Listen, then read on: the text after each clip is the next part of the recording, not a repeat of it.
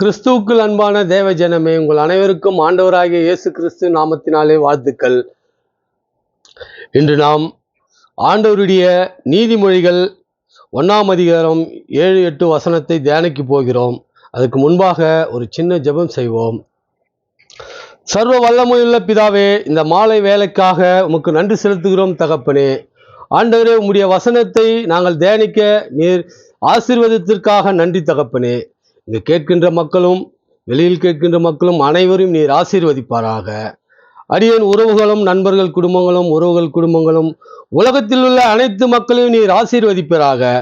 ஆண்டவராகிய இயேசு கிறிஸ்து நாமத்தினாலே ஜெபம் செய்கிறோம். ஆமேன். ஆண்டவராகிய இயேசு கிறிஸ்துக்கு நன்றி.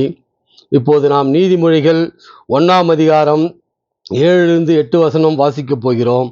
அதில் உள்ள மறைப்பொருள்களை ஆண்டவர் நமக்கு வெளிப்படுத்துவாராக. கர்த்தருக்கு பயப்படுதல் ஞானத்தின் ஆரம்பம்.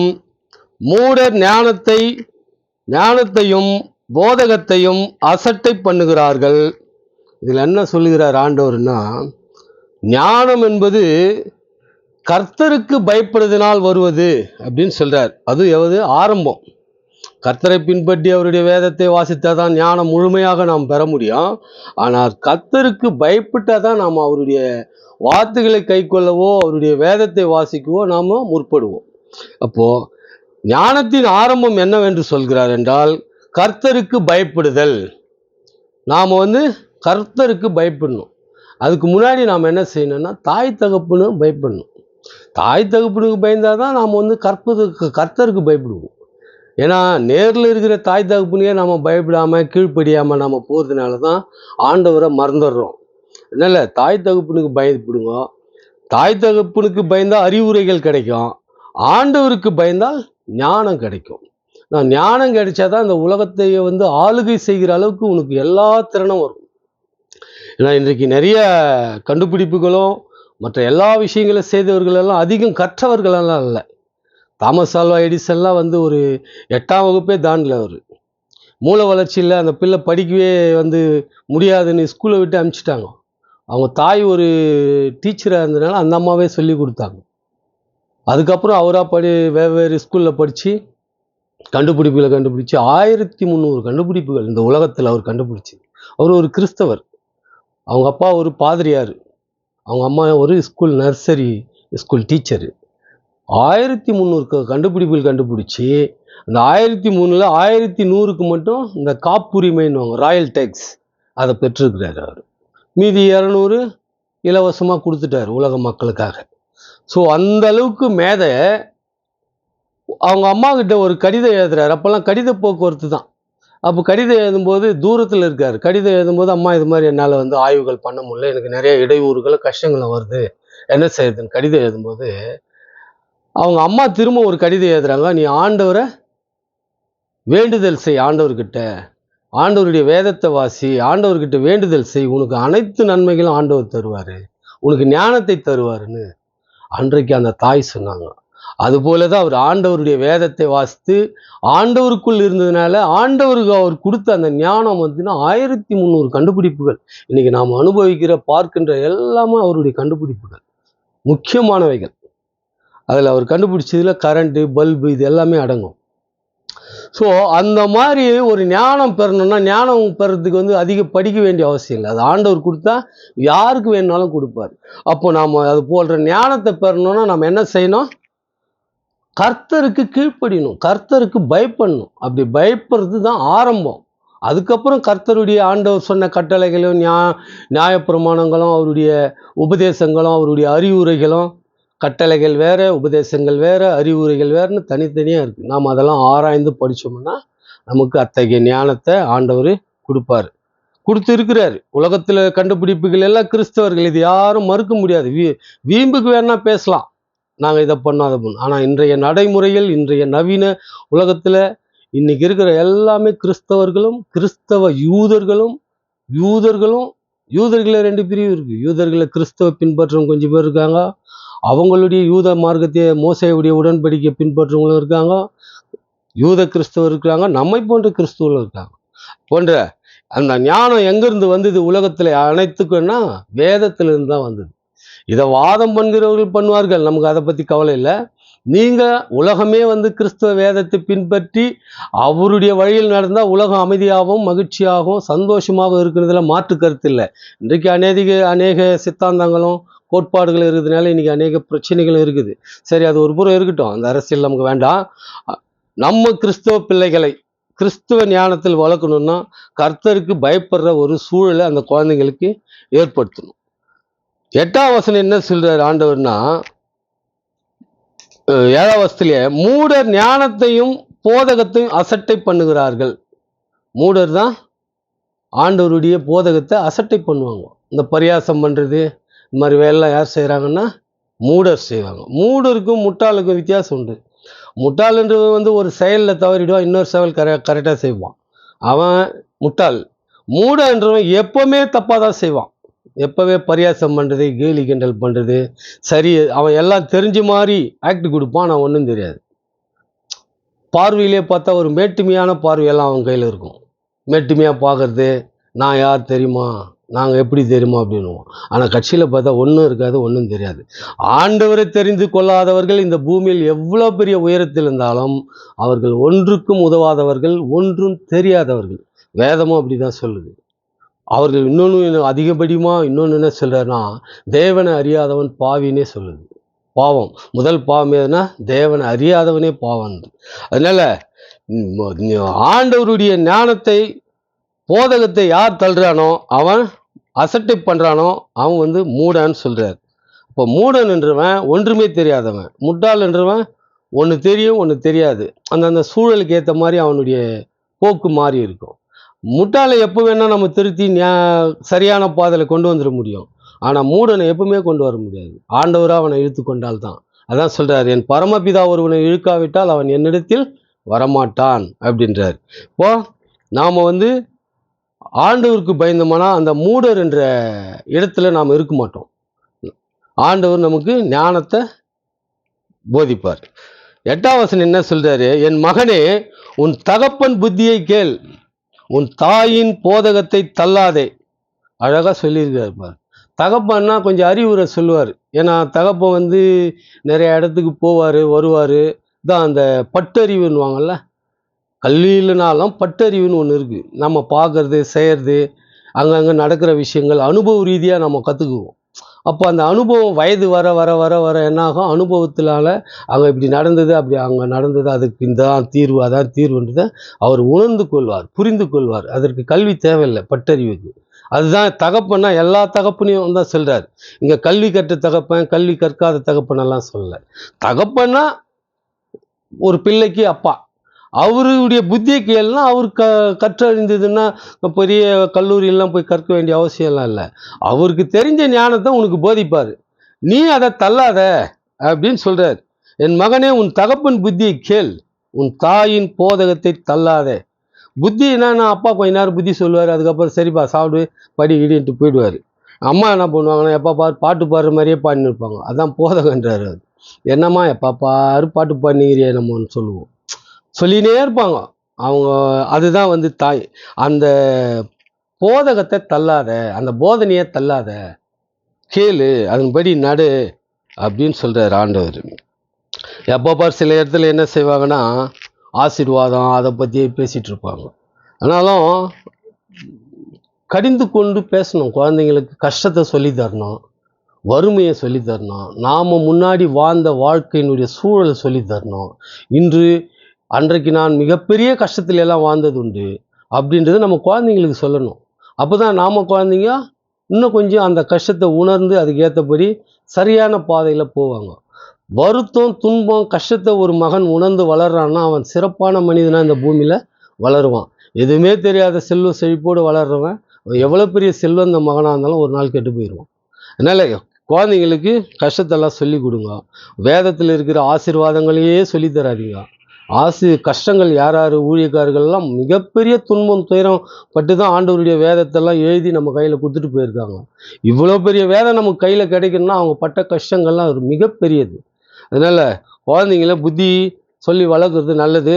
அதை விட குழந்தைங்க தான் தாய் தகப்பனுடைய புத்தி கேட்டு அவங்களுடைய போதகத்தை தள்ளாத குழந்தைங்க வளரணும். இது குழந்தைங்களுக்கு முக்கியம். இன்னொன்று என்ன சொல்றார் நீதிமொழிகளிலே 6:20-23, என் மகனே உன் தகப்பன் கற்பனையை காத்துக்கொள், உன் தாயின் போதகத்தை தள்ளாதே. திரும்ப அதை தான் சொல்றார் ஆண்டவர். கற்பனைன்னா தகப்பனுக்கு சில கற்பனை எல்லாம் இருக்கும். நம்ம புள்ள இப்படி வளரணும், இப்படி செய்யணும், இப்படி படிக்கணும், அப்படி இருக்கணும் அப்படின்னாலும் நம்ம ஒரு கற்பனை பண்ணியிருப்போம். அதன்படி என்ன செய்யணும்னா குழந்தைங்க வளரணும், அதை கேட்டு வளரணும். ஆண்டவருக்கும் ஒரு கற்பனை இருக்குது, கட்டளை இருக்குது. அதுபோல் நீ தாய் தகப்பன் கற்பனைக்கும் அவங்களுடைய உபதேசத்துக்கும் நீ உட்பட்டேனா தான் ஆண்டவருடையதை நீ கீழ்ப்படிவ. அதனால உன் தகப்பனுடைய கற்பனையை காத்துக்கொள். காத்துக்கொள்னா பாதுகாக்கணும்.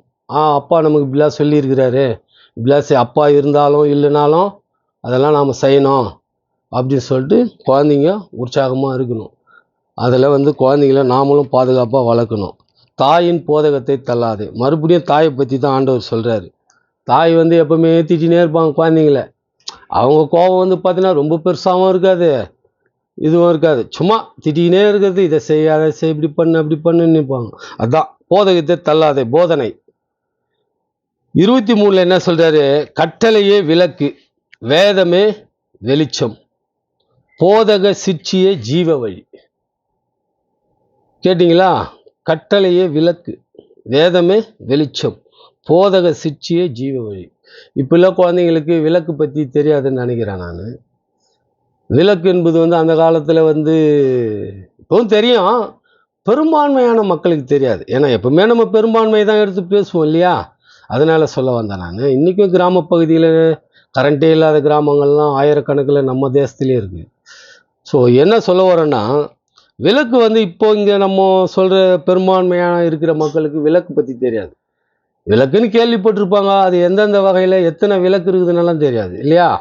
பட்டர்மாஸ் விளக்கு இருக்குது, சிமில் விளக்கு இருக்குது, அகல் விளக்கு இருக்குது, பாட்டிலில் செய்வோம், டப்பாவில் செய்வோம், கெரோசின் ஊற்றி செய்வோம், எண்ணெய் ஊற்றி விளக்கெறி வைப்போம். இதெல்லாம் அந்த காலத்தில் கரண்ட்டு இல்லாத காலத்தில், கரண்ட் இல்லாமல் நமக்கு வராமல் இருந்த காலத்தில், கிடைக்காம இருந்த காலத்தில், கரண்ட் இல்லாத காலத்துலேயும் சரி, கரண்ட்டு நமக்கு கிடைக்காத இருந்த காலத்துலேயும் விளக்கில் தான் நாம் இருப்போம். அப்போ என்ன சொல்கிறாருன்னா, கட்டளையே விளக்கு, ஆண்டவருடைய கட்டளை. அதை விளக்குன்னா தான் வெளிச்சம்னு சொல்கிறார் இல்லையா? வேதமே வெளிச்சம்.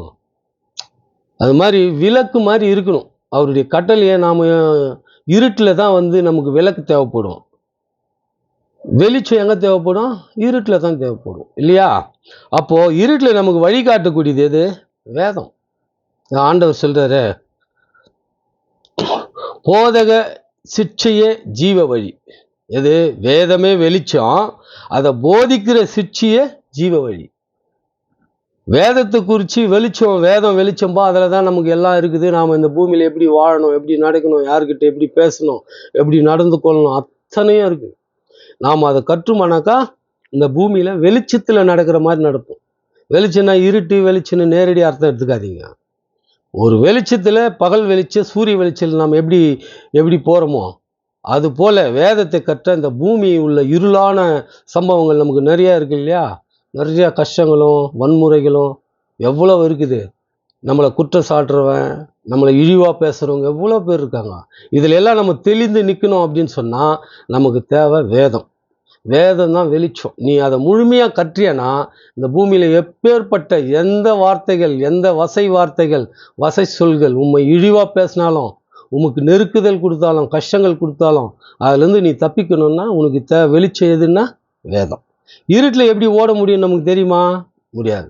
வெளிச்சத்தில் ஓடலாம் இல்லையா? அது மாதிரி தான் வேதத்தை கற்றேனா அந்த பூமியில் நீ சுகமாக வாழவும், சமாதானத்தோடு வாழவும், அன்போடு வாழவும், உமக்கு தேவையான அனைத்து கருத்துக்களும் வேதத்தில் உண்டு. அதை தான் போதக சிற்சி.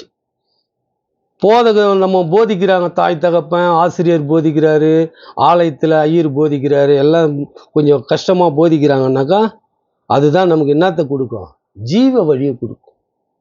ஜீவன்னா நம்மளை உயிர் காக்கக்கூடியது. உயிர் காக்கணும்னா நேரடி நம்ம சரீர உயிர் மாத்திரம் இல்லை, நமக்கு இருக்கிற உணவு, அதுவும் உணவு இல்லைன்னா உயிர் வாழ முடியாது இல்லையா? அதே தான் ஜீவன். அதை வாழும்போது ஜீவ வழி, அந்த வழியில் நாம் இருக்கணும்னா நாம் வேதத்தை பின்பற்றணும். வேதம் இல்லாமல் இந்த பூமியில் நீ வெளிச்சமாகவும் முடியாது, நல்லாவும் வாழ முடியாது. அதனால வேதத்தை நீ நன்கு பயிலணும். எல்லா படிக்கிற பிள்ளைகளும், வாலிப பிள்ளைகளும் வேதத்தை நன்கு கற்க வேண்டும், அர்த்தம் புரிந்து கற்க வேண்டும். வெறும் ஆசீர்வாதம் ஆசீர்வாதம் சொல்லிட்டு ஜெபம் பண்ணிக்கிட்டு இருக்கிறதுனால நீ ஜீவ வழிக்கு வர முடியாது. கடிந்து கொள்ளுது இது மாதிரி சிக்ஷையாக போதிக்கணும், கடினமாக போதிக்கணும். அப்போ தான் அந்த குழந்தை வந்து ஜீவ வழியில் வரும். ஆசீர்வாதம்னா ஆண்டவர் சொல்கிறாரு, உன் தாயின் கருவில் நீ உருவாகும் முன்னே நான் உன்னை அறிந்திருக்கிறேன். உன் தாயின் கருவில் உருவாகும் முன்னே நம்மளை பற்றி தெரிஞ்சு வச்சிருக்காரு ஆண்டவர். நீ எப்படி இருப்ப, என்ன உயரத்தில் வளருவ, என்னென்ன சேட்டையெல்லாம் பண்ணுவேன், என்னென்ன செய்வேன்னெல்லாம் அவருக்கு தெரியும். அதுக்கு முன்னாடி ஒன்று சொல்கிறாரு, உலக தோற்றத்திற்கு முன்னே உன்னை அறிந்திருக்கிறேன். அப்படின்னும் போது நமக்கு என்ன தேவைன்னு ஆண்டவருக்கு தெரியும், என்ன கொடுக்கணும்னு தெரியும். நாம் செய்ய வேண்டியது ஒன்றே ஒன்று, ஆண்டவருக்கு பயப்படுதல், அவர் கட்டளைகளை கை கொள்வது, அவர் பிரமாணங்கள் படி நடக்கிறது, அவருடைய உபதேசங்களை பின்பற்றுது, அவருடைய அறிவுரைகளை கை கொள்ளணும். வேதம் அப்போ தான் நமக்கு வெளிச்சமாக இருக்கும். அப்போ தான் நம்ம இந்த பூமியில் ஈஸியாக வாழ வழி இருக்கும். அநேக கஷ்டங்கள் துன்பங்கள் எது வந்தாலும் நம்மளை விலக்கி காப்பார். அடுத்தபடியாக நீதிமொழிகள் 7:2, என் கட்டளைகளையும் என் போதகத்தையும் உன் கண்மணியைப் போல் காத்துக்கொள், அப்பொழுது பிழைப்பாய். சொல்றாரு பார்த்தீங்களா? என் கட்டளைகளையும் என் போதகத்தையும் உன் கண்மணியைப் போல் காத்துக்கொள், அப்பொழுது பிழைப்பாய். கண்மணின்னா நமக்கு கொஞ்சம் தெரியும், நிறைய பேருக்கு தெரியும், தெரியாமலாம் இருக்காது. கண்மணின்னா ஒன்றும் இல்லை, நம்ம கண்ணில் இருக்கிற அந்த கருவிழி தான். அது மணி போல் இருக்கும், வெளியே எடுத்து பார்த்தா தெரியும், மணி போல் இருக்கும், பெருசாக கொஞ்சம். அதான் கண்மணி. நம்ம குழந்தைங்கள தாய்மார்கள்லாம் கொஞ்சுவாங்க, பார்த்துருக்கீங்களா? கண்ணே மணியே அப்படின்னெல்லாம் கொஞ்சுவாங்க பாருங்க. அதனுடைய அர்த்தம்னா, என் கண்ணை போல நீ என் கண்ணுக்குள்ளே வச்சு உன்னை காப்பாற்றுவேன் அப்படின்றது தான் அதனுடைய பொருள். அதை அவர் என்ன சொல்கிறாருன்னா, என் கட்டளைகளையும் என் போதகத்தையும் உன் கண்மணியைப் போல் காத்துக்கொள். ஒருவன் தான் கண்ணை எந்த அளவுக்கு காத்துக்கிறான், கண்ணாடி போட்டுக்கிறான், வெயில் காலத்தில் போனால் கூலிங் கிளாஸ் போட்டுக்கிறான், கண்ணு கொஞ்சம் மங்களாக தெரிஞ்சு கிட்ட பார்வை தூர பார்வை படிக்கிறதுலாம் உடனே கண்ணாடி ஆர்டர் பண்ணிக்கிறான். பிரேம் இந்த ஸ்டைலில் வேணும், கண்ணாடி அந்த ஸ்டைலில் வேணும் அப்படின்னெல்லாம் வந்து போட்டுக்கிறாங்க, பார்த்துருக்குறோம்ல நம்ம. இப்போது அந்த கண்ணு குளிர்ச்சிப்படுத்துவதும் அந்த கண்ணை அழகுப்படுத்துவதும் பாதுகாப்பாக வச்சுக்குவதுக்கும் எவ்வளோ அக்கறை காட்டுறமோ, அது போல் நீ என்ன செய்கிற, என் கட்டளைகளை காத்துக்கொள் என்றார். என் கட்டளையும் போதகத்தையும் உன் கண்மணியைப் போல் காத்துக்கொள், அப்பொழுதுதான் நீ பிழைப்பாய் அப்படின்றார். அப்போது நம்ம ஆண்டவருடைய கட்டளைகள் என்னன்னு போன வீடியோவிலே சொல்லியிருப்பேன் நான். அதை பார்க்காதவங்க பாருங்க, பார்த்து அந்த கட்டளைகள் வேதத்தில் இருக்குது.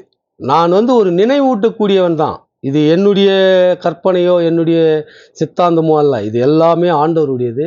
நான் வந்து மக்களுக்கு நினைப்பு ஊட்டுறேன், அவ்வளோதான். ஒரு விழிப்புணர்வு, இந்த மோட்டிவேஷ்னல் ஸ்பீச்சுன்னுவாங்க இல்லையா, அது போல் ஆண்டவருடைய வார்த்தையை எடுத்து உங்களுக்கு சொல்லிட்டுருக்கேன், அவ்வளோதான். இதில் வந்து என்னுடைய கருத்துக்கள் எதுவுமே ஒரு எழுத்து கூட இருக்காது இல்லையா. அதுபோல் ஆண்டவருடையதை நீங்கள் கட்டளையை கை கொண்டு போதகத்தையே கண்மணியை போல் நீங்கள் காத்துக்கலாம், அப்போது நீ பிழைப்பாய். பிழைப்பாயின்றதுக்கு வந்து நமக்கு ஆபத்து காலத்தில் பிழைக்கிறதும் உண்டு, வறுமையில் செத்து போகாமல் பிழைக்கிறதும் உண்டு, எவ்வளோ பிரச்சனைகள்லேருந்து நோயிலேருந்து பிழைக்கிறதும் உண்டு. அதுபோல் எத்தனையோ பிழைப்புகள் இருக்குது. உணவு மாத்திரம் பிழைப்பல்ல, உடலில் ஏற்படுற உபாதைகள், கஷ்டங்கள், துன்பங்கள், ஆபத்துக்கள், விபத்துக்கள் எல்லாத்துலேயும் நீ பிழைக்கணும்னா ஆண்டவருடைய கட்டளையை கை பண்ணுறாங்க நீ வந்து பிழைப்ப. காரணம் என்னென்னா, கட்டளை கை கொள்ளாதவர்கள் இன்று சமூகத்துக்கு விரோதமாக சமூக விரோத செயல்கள் செய்யறதுனால என்ன ஆகுறாங்க தெரியலையா? மிகப்பெரிய கஷ்டத்தில் மாட்டிக்கிட்டு ஜெயிலுக்கு போயிட்டு, ஜெயிலில் இருட்டறையில் இருந்த பெரிய தலைவர்களாக கூட உண்டு. நெல்சன் மண்டேலா 27 வருஷம் கற்பனையே செய்ய முடியாது நம்மளால். 27 வருஷம் இருட்டறையில் இருந்தார். அவர் இருந்தது அவருடைய நாட்டு சுதந்திரத்துக்காக இருந்தார். ஆனால் சுதந்திரத்துக்காக கூட அவர் வந்து ஜனநாயக முறையில் அதுக்கப்புறம் தான் வர்றாரு. அதுக்கு முன்னாடியும் அவர் ஆயுத புரட்சி தான் பண்ணுறாரு. இந்த ஆயுத புரட்சியின் விளைவாக தான் அவர் கைது பண்ணப்படுறாரு. எதுக்கு நம்ம சொல்ல வரோன்னா, அது வேற கதை, அரசியலில் போயிடும், அதை விட்டுருவோம். ஆனால் தெரிஞ்சுங்க, அவர் இருட்டறையில் வச்சுருந்தாங்க. அதுபோல் இன்றைக்கும் நம்ம தேசத்தில் மிகப்பெரிய தீவிரவாதிகள்லாம் இருட்டறையில் வைப்பாங்க. காரணம் என்ன, அவருடைய உளவியல்னா மன ரீதியாக உள்ளளவில் அவர் பாதிச்சிட்டாருன்னா அவருடைய சிந்தை மாறிடும், எல்லாம் மாறும் அப்படின்றதுக்காக வந்து பண்ணுற செயல்தான் அது. அப்போது அதெல்லாம் யாருக்கு நேரிடும்னா, என் கட்டளைகளையும் என் போதகத்தையும் ஞானத்தையும் நீ கீழ்ப்படியலைன்னா இத்தகைய கஷ்டங்கள் உனக்கு வந்துடும் அப்படின்றார் அவர். கண்மணியை போல நீ காத்துக்கொள்ளனா பிழைக்க மாட்ட, அது மாதிரி குற்ற செயல்களில் நீ மாட்டிக்குவ அப்படின்னு சொல்றது தான் ஆண்டவர் அதை சொல்றாரு. நீதிமொழிகள் 13ஆம் அதிகாரம் 1ஆம் வசனம், ஞானமுள்ள மகன் தகப்பனுடைய போதகத்தை கேட்கிறான், பரியாசக்காரனோ கடிந்து கொள்கிறதற்கு செவி கொடான். ஞானமுள்ள பிள்ளை என்ன பண்ணா, அப்பா திட்டினாலோ செஞ்சாலோ அப்பா போதிச்சாலோ அதை என்ன செய்யும், கேட்கும். ஞானம் இல்லாத பிள்ளை அப்பவே கண்டுபிடிச்சிடலாம். நம்ம பிள்ளை வளரும் போதே இது ஞானம் உள்ளதான் ஞானம் இல்லைன்னு ஈஸியாக கண்டுபிடிச்சிடலாம். நம்ம சொல்கிற அறிவுரைக்கு கீழ்ப்படிஞ்சு அதை கேட்டுச்சேன்னா அது ஞானமுள்ள பிள்ளை. இன்னைக்கு இல்லைனாலும் நாளைக்கு அது ஆண்டவரை சரிப்படுத்திடுவார். ஆனால் பரியாசம் பண்ணின்னு கடிந்து கொள்றதுகளுக்கு செவி கொடாமல் சிலது ஓடிமா போமா அப்படின்ட்டு ஓடிடும். சில பிள்ளையெல்லாம் பார்த்துருப்போம். நம்ம பிள்ளைகளை குற்றம் சொல்ல, அந்த ஒரு சின்ன வயசு அப்படி. ஆனாலும் அதை சரி பண்ண வேண்டிய கடமையும் பொறுப்பும் தாய் தகப்பனுக்கு இருக்குது இல்லையா? அதனால் அடுத்தவங்கெல்லாம் மாற்றி கூட சொல்லி கொடுப்பாங்க குழந்தைங்களுக்கு. அதெல்லாம் பூமியில் உண்டு. நாமும் நம்ம பிள்ளைய சரியான பாதையில் நடத்துகிறோமா அப்படின்னு நம்ம பார்த்து குழந்தைங்கள வழி நடத்தணும். அதே போல் குழந்தைங்க, சிறு பிள்ளைங்க, கல்லூரி படிக்கிற மாணவர்கள், இவர்கள் எல்லாம் என்ன செய்யணும்னா தாய் தகப்பனுடைய போதகத்தை கேட்கணும், பரியாசம் பண்ணக்கூடாது. அவங்க திட்டினாங்கன்னா கடிந்து கொள்றதுன்னு திட்டுறது தான். கடிந்து கொள்கிறதுக்கு செவி கொடுக்கணும். சரி, அப்பா கோபத்தில் திட்டுற சரிட்டோம், சரி பண்ணிக்கலாம் அப்படின்னு சொல்லிட்டு நாம் குழந்தைங்கள பாதுகாக்கணும். அத்தகைய நல்ல செயல்களை நாம் செய்யும்போது நம்ம பிள்ளைகள் பிழைப்பார்கள் அப்படின்னு ஆண்டவர் நமக்கு சொல்கிறார். இத்துடன் இந்த வேதவசனம் முடிகிறது. தேவனுக்கு சித்தமானால் அடுத்த முறை நாம் இன்னொரு பதிவில் பார்ப்போம். ஆண்டவருக்கே ஸ்தோத்திரம். ஆமேன்.